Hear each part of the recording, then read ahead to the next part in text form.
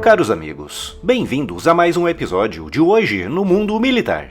Neste vídeo falaremos sobre mais uma acusação do ditador Nicolás Maduro contra o Brasil, com a Venezuela dizendo que o Brasil está rasgando a Carta da ONU ao interferir em assuntos internos do país. Atenção, chegou a Black Tabel. Só em novembro, todos os produtos do site estão com até 40% de desconto. É a oportunidade perfeita para garantir a sua bota tabel, resistente, confortável e pronta para qualquer desafio. Não deixe essa chance passar. São ofertas que só a Black Tabel tem. Entre no site agora, aproveite os descontos da Black Friday e garanta já a sua. Para entendermos o que está em jogo, precisamos olhar para o contexto mais amplo que levou a essa escalada. Em 28 de julho de 2024, a Venezuela realizou uma eleição presidencial, na qual Nicolás Maduro foi declarado vencedor para um terceiro mandato. No entanto, essa vitória foi imediatamente questionada por grupos de oposição que acusaram o governo de fraude eleitoral, uma alegação não incomum em países com regimes de viés autoritário. O Conselho Nacional Eleitoral da Venezuela, controlado por Maduro, se recusou a divulgar as atas detalhadas da votação, alimentando ainda mais as suspeitas de manipulação do resultado, com o órgão venezuelano simplesmente afirmando que Maduro venceu, mas sem apresentar nenhuma prova disso. Diante dessa situação, o Brasil teve uma reação cautelosa. Lula, que mantém uma política externa que mistura pragmatismo com apoio a causas de independência regional, tomou a decisão de não reconhecer a vitória de Maduro até que fossem apresentadas provas que comprovassem a lisura do processo eleitoral. Essa postura representou uma quebra nas relações de simpatia entre os governos, algo que parecia improvável no início do mandato de Lula, dada sua postura histórica de diálogo com países vizinhos, incluindo regimes autoritários como Cuba, Nicarágua e a própria Venezuela. A situação se agravou durante a cúpula do BRICS em Kazan, na Rússia, quando o Brasil vetou a entrada da Venezuela no bloco. O BRICS, que inclui Brasil, Rússia, Índia, China e África do Sul, é um grupo de economias emergentes com grande influência global, e a inclusão da Venezuela poderia ser vista como um movimento de apoio a Maduro e a sua administração, que enfrenta sanções e isolamento de várias nações ocidentais. A entrada da Venezuela no grupo era fortemente apoiada pela Rússia e China, com a negativa do Brasil para a entrada da Venezuela sendo interpretada como um claro posicionamento contra a ditadura de Maduro. A reação da Venezuela ao veto foi imediata e contundente. O regime chavista emitiu uma série de comunicados nos quais acusou o Brasil de agir como agressor e de se passar por vítima no cenário internacional. Em um desses comunicados, o chanceler venezuelano Iván Gil afirma que o Itamaraty estaria tentando enganar a comunidade internacional, retratando-se como vítima, quando, na verdade, está atuando como agressor. A retórica do regime de Maduro se baseia em algumas alegações centrais. Primeiro, o regime venezuelano acusa o Brasil de violar os princípios da Carta das Nações Unidas, especificamente os que defendem a soberania nacional e a autodeterminação dos povos. Em uma das suas respostas mais incisivas, a Venezuela criticou o Brasil pelo seu apoio tácito à oposição venezuelana, o que, segundo Caracas, é um sinal de interferência em assuntos internos do país.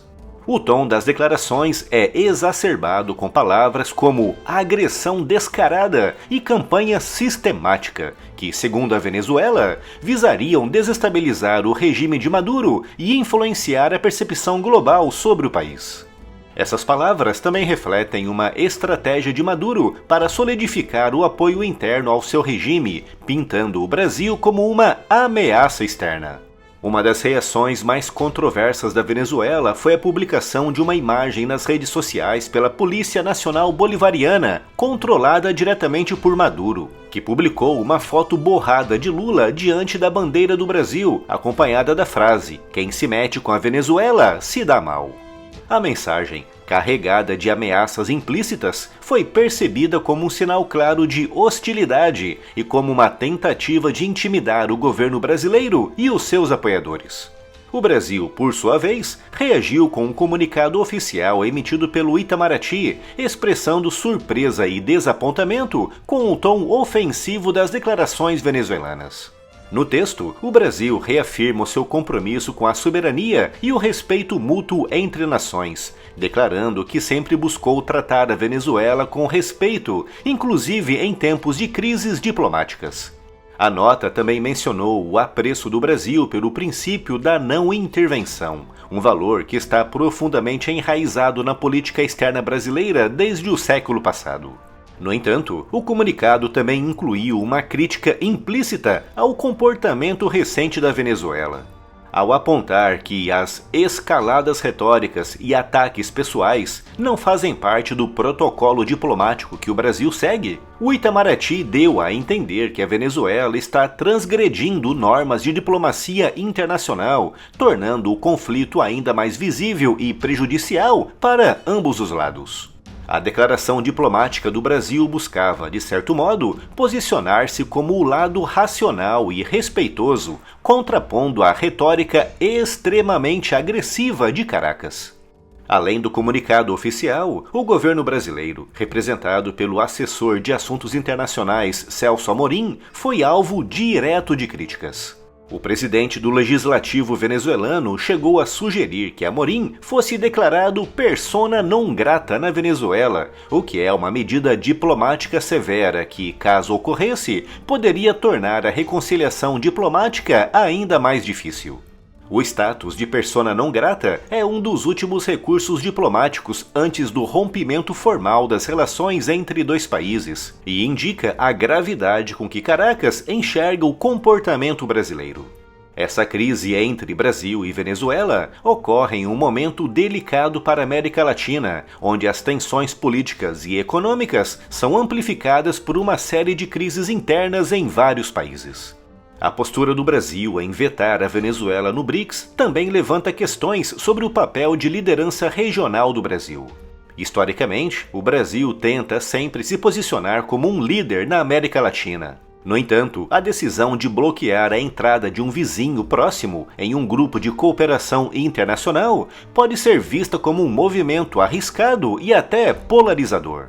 Para o BRICS, a inclusão de novos membros representa uma expansão estratégica importante em sua busca por maior influência global.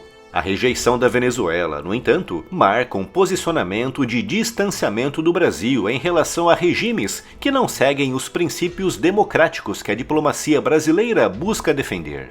Esse episódio reflete a dificuldade do Brasil em equilibrar as suas responsabilidades como potência regional com a necessidade de preservar a integridade de alianças internacionais, quando essas alianças envolvem regimes autoritários e antidemocráticos. A recusa do Brasil em aceitar a legitimidade das eleições na Venezuela cria uma linha divisória entre países que respeitam e defendem os processos eleitorais e aqueles que os manipulam, como foi acusado o governo Maduro. Essa linha divisória pode influenciar alianças futuras e moldar as dinâmicas regionais, principalmente quando observamos que a Rússia de Vladimir Putin foi um dos poucos países que reconheceram a vitória de Maduro nas eleições fraudulentas. O que podemos concluir dessa crise entre Brasil e Venezuela?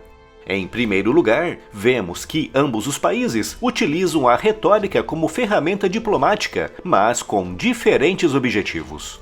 O Brasil busca apresentar-se como defensor de princípios democráticos e da não intervenção, enquanto a Venezuela quer consolidar uma narrativa em que o Brasil é visto como um agressor que viola os princípios da ONU. Em um contexto global, onde potências emergentes buscam o seu espaço e consolidam as suas alianças, esse episódio pode ser um divisor de águas para a diplomacia latino-americana.